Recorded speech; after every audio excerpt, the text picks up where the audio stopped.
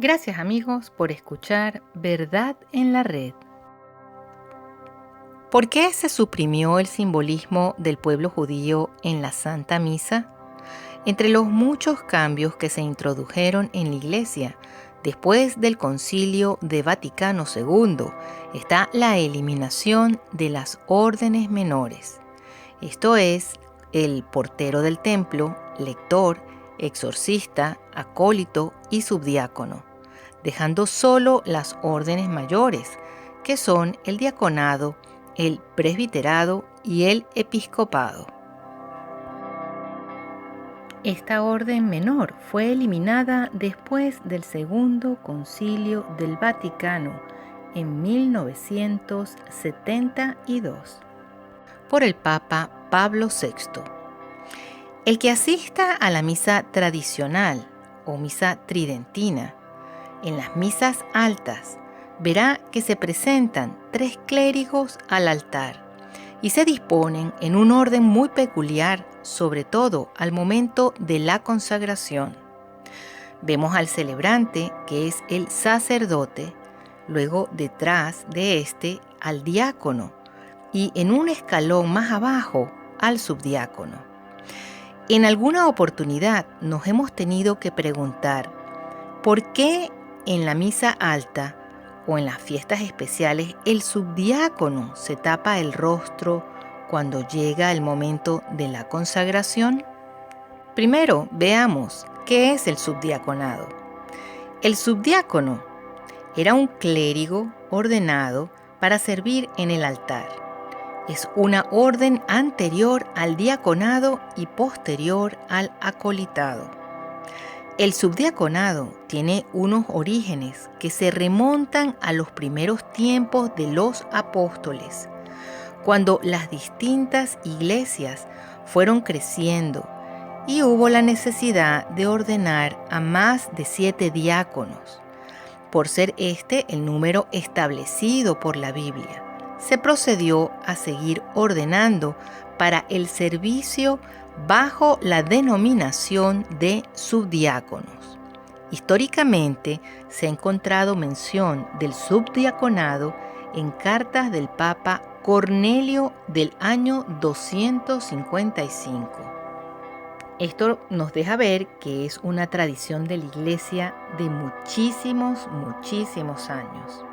Diferentes referencias se encuentran desde los cánones del primer concilio ecuménico de Nicea, las iglesias orientales católicas, así como la Iglesia Católica Romana, conservan este ministerio y esta distinción entre el diaconado ordenado. Las funciones de un subdiácono en la misa solemne, alta o mayor, incluyen el canto de la epístola, sostener el libro del Evangelio, mientras que el diácono canta el Evangelio. Esto es muy interesante. Esto es porque el diácono, que representa a los gentiles, proclama la palabra de Dios que viene de las manos del subdiácono, que representa a los judíos, puesto que la palabra la hemos heredado de ellos. También, al momento de dar la paz, el sacerdote le da la paz recibida del Señor al diácono, que representa a los gentiles, y éste se le entrega al subdiácono. El subdiácono también ayuda al diácono en servir al sacerdote en el altar. El subdiácono trae el cáliz al altar en el ofertorio, mientras que usa el humeral, que es una especie de velo. Sigue llevándolo mientras mantiene la patena durante gran parte de la misa, desde el ofertorio hasta el Padre Nuestro. En esta antigua práctica litúrgica, repleta de misterio, nos llama la atención que el subdiácono, envolviendo la patena en el humeral, la sostiene ante sus ojos, obstruyendo así su visión del altar. Esta práctica se remonta a siglos atrás. En la tradición litúrgica representa la ceguera de los judíos que no recibieron al Mesías prometido y no lo vieron, aunque estuvo presente delante de sus ojos. Hasta que se escuchan las palabras en el Padre Nuestro, perdónanos nuestras ofensas, el subdiácono destapa la patena y la pone delante de sus ojos para poder ver el altar. Y esto es una prefiguración de la visión que llegará a los judíos hacia el final del mundo, cuando verán la verdad, nuestro Señor Jesucristo, y creerán en Él.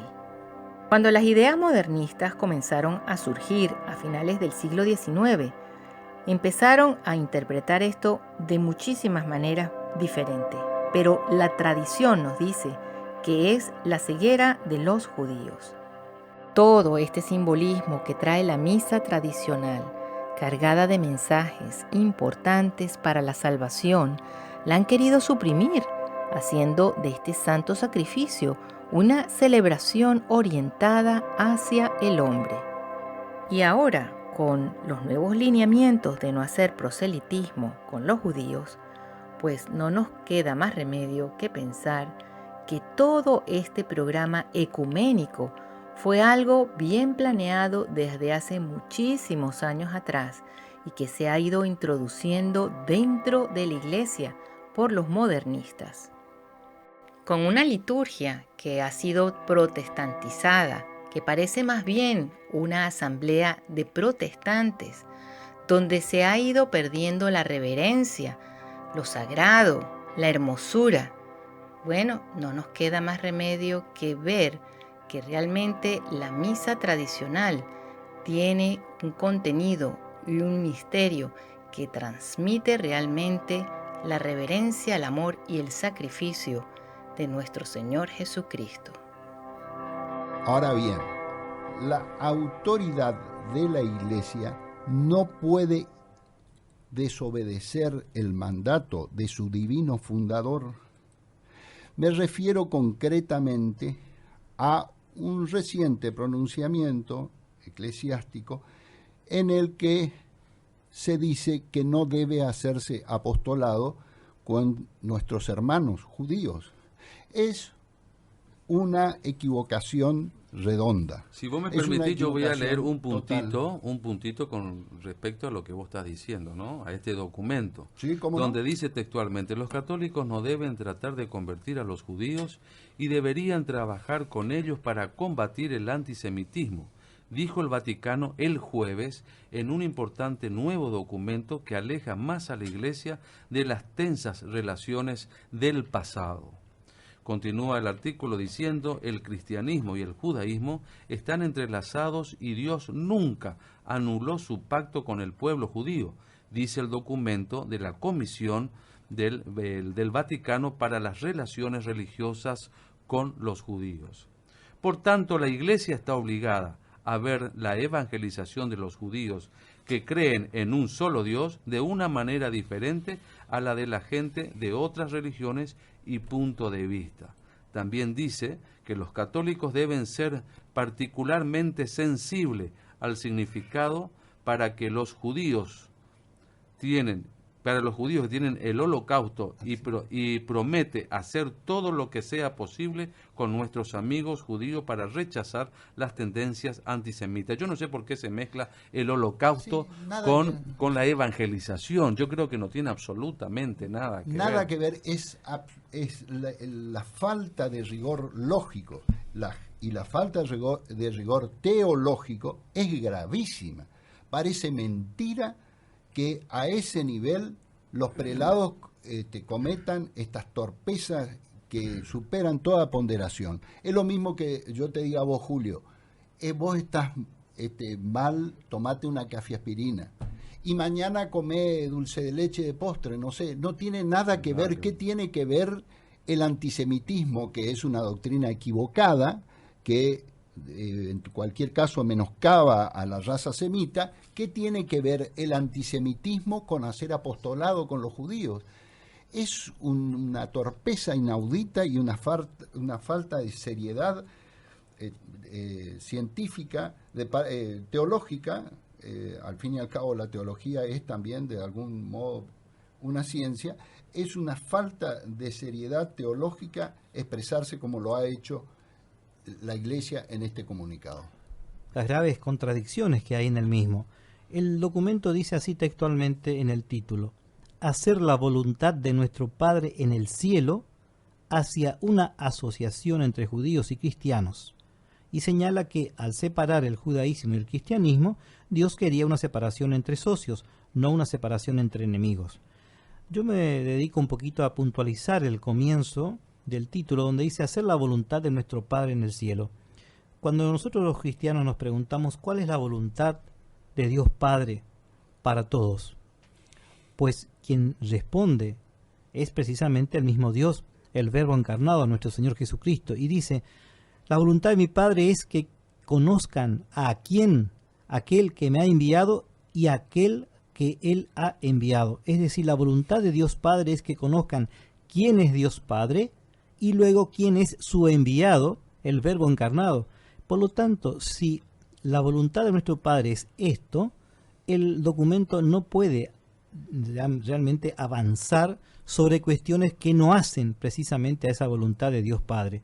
Y todos sabemos, con el debido respeto, como siempre lo decimos, todos sabemos que los judíos no tienen la adoración al Rey verdadero, al Dios verdadero. Tienen una adoración a el Dios que se estaba revelando en el Antiguo Testamento, pero que su clarificación total, su revelación total iba a ser recién en el Nuevo Testamento con la llegada del Mesías, del Salvador, de nuestro Señor Jesucristo.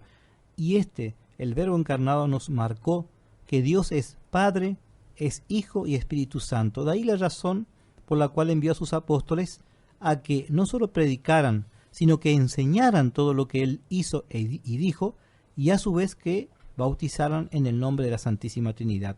De allí que no podemos nosotros decir que este documento tenga veracidad en lo que dice. Y cuando hace referencia al otro documento, el del Concilio Vaticano II del siglo pasado, de 1965, Nostra Aetate, voy a leer también textualmente un párrafo del número 4 de ese documento, que se llama justamente la religión judía, y dice en un párrafo: la Iglesia, juntamente con los profetas y el mismo apóstol, espera el día que solo Dios conoce, en que todos los pueblos invocarán al Señor con una sola voz y le servirán como un solo hombre. He allí el objetivo del apostolado de la Iglesia, que todos adoremos al mismo y único Dios. Y en ese sentido el apostolado para los musulmanes, el apostolado para con nuestros hermanos de las sectas cristianas, y en este caso el apostolado para aquellos que han sido en su momento o que son realmente del pueblo elegido del Antiguo Testamento, es algo irrevocable. Si bien acá nuevamente encontramos que el mismo documento dice que este es un documento de estudio, pero todos sabemos que si fuese estudio hubiese quedado nomás en un círculo mucho más cerrado y no hacerlo tan público como el que lo han hecho. Razones por las cuales, como vos decías, Carlos, y compartimos tus expresiones, nos llena ya no solo de estupor, de asombro, de preocupación, de dolor, sino que realmente nos empieza a llenar de una santa indignación, porque esto que está redactado por los obispos y que ha sido, como dice también la misma crónica, que este documento ha sido, dice, es la primera vez que muchísimos rabinos ortodoxos aceptan este documento. ¿Pero por qué? Porque evidentemente les deja a ellos transitar, lamentablemente, parte de una fe que es incompleta y que nosotros, los cristianos, debido al mandato o misión de nuestro Señor Jesucristo, los obispos cristianos ya no van a tratar de convertirlos. En síntesis, por un lado me parece, para cerrar aquí mi comentario, me parece que evidentemente en vez de amar a los judíos, al pueblo elegido en el Antiguo Testamento, se lo detesta. ¿Y por qué digo esto?